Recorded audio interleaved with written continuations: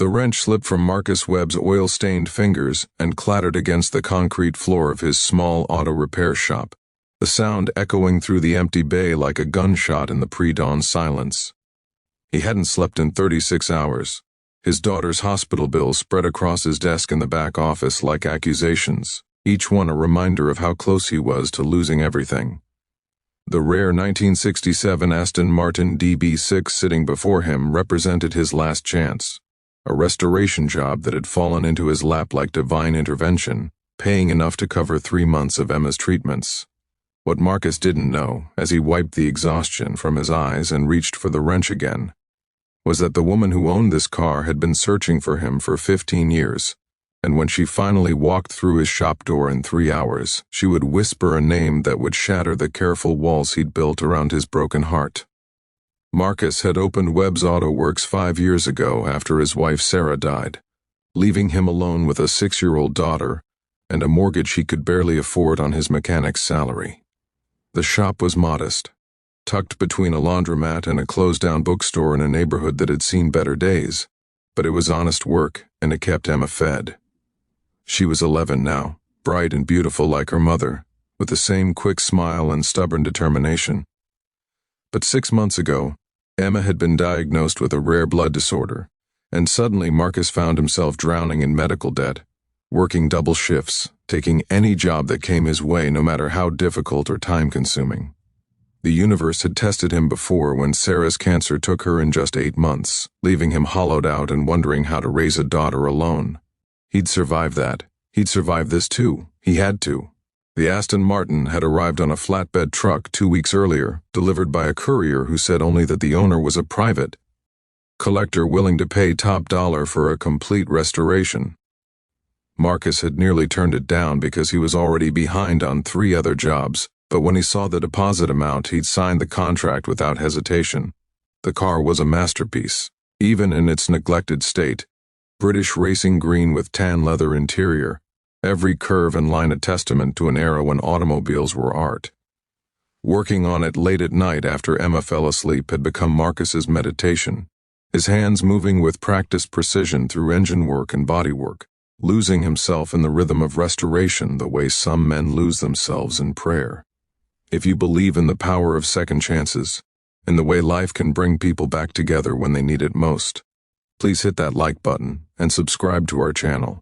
Share this story with someone who needs to remember that hope can arrive in the most unexpected ways. Your support means everything and helps us bring more stories like this to you.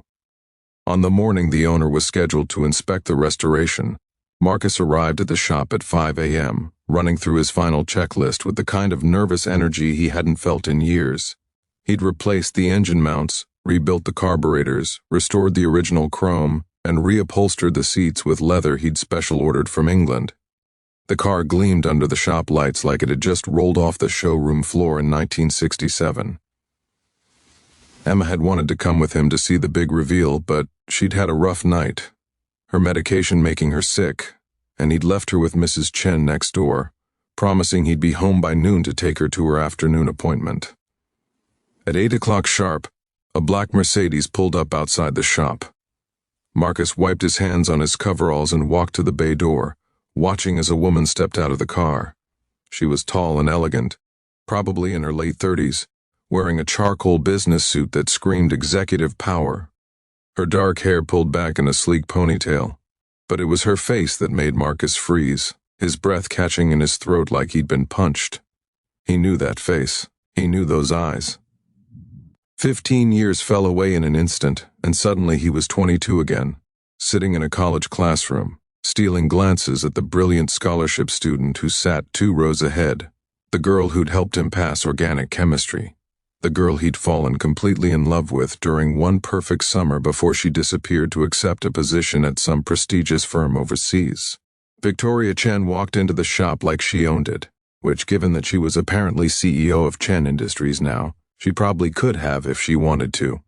Her eyes scanned the Aston Martin with professional appreciation, but when she finally looked at Marcus, really looked at him, everything stopped. The air between them crackled with recognition and unspoken history.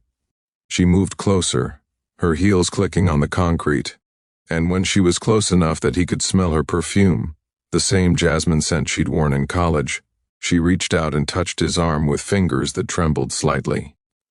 Her voice when she spoke was barely above a whisper, intimate and raw with emotion. She said his full name, Marcus James Webb, the way she used to say it on those summer nights when they'd talk until dawn about their dreams and fears, when the future seemed limitless and they were young enough to believe love could conquer geography and ambition.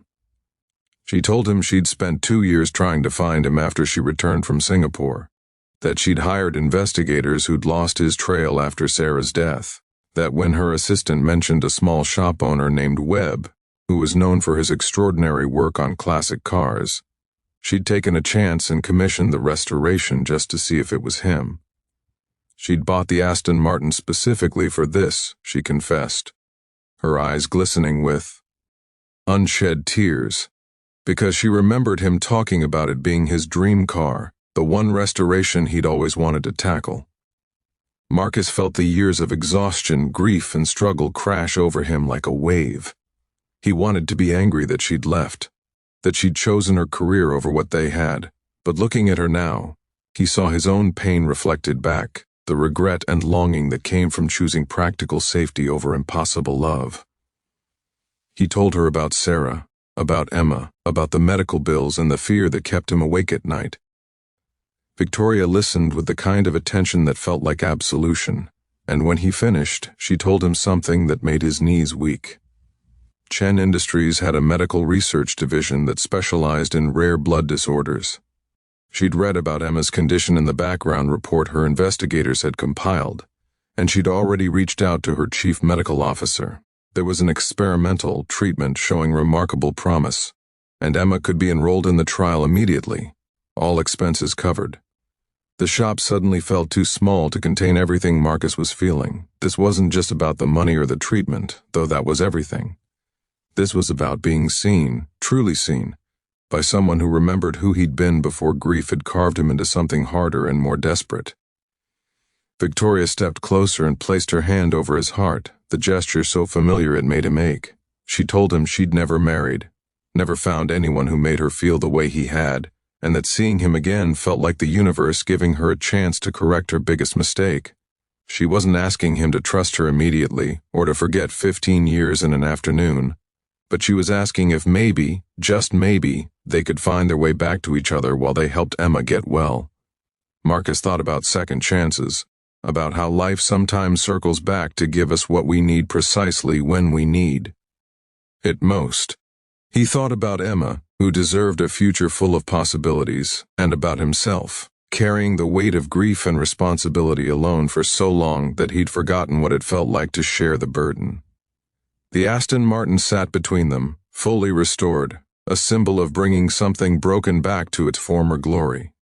Maybe people could be restored too. Maybe love could be rebuilt with patience and care, the way he'd rebuilt this engine, piece by careful piece. If this story has touched your heart, if you've ever believed that it's never too late for healing and new beginnings, I want to ask you something. Please leave a comment below telling us about a time when life surprised you with an unexpected second chance. Your stories inspire others who might be struggling right now. 6 months later, Marcus stood in the parking lot of Children's Memorial Hospital, holding Victoria's hand while Emma ran ahead of them. Her energy restored, her blood counts normal, the experimental treatment having worked beyond anyone's expectations. The Aston Martin was parked nearby, Victoria's gift to him, a reminder that beautiful things could survive damage and time if someone cared enough to restore them. He'd proposed to Victoria 3 weeks earlier, not because it was practical or because she'd saved his daughter, but because loving her felt like coming home after a long journey through darkness. She'd said yes while crying, admitting she'd been terrified he'd never forgive her for leaving, never trust her enough to let her stay. As Emma climbed into the back seat of the Aston Martin, chattering about the ice cream celebration they'd promised her, Marcus pulled Victoria close and kissed her forehead. Sometimes the wrench slips, he thought, and everything falls apart.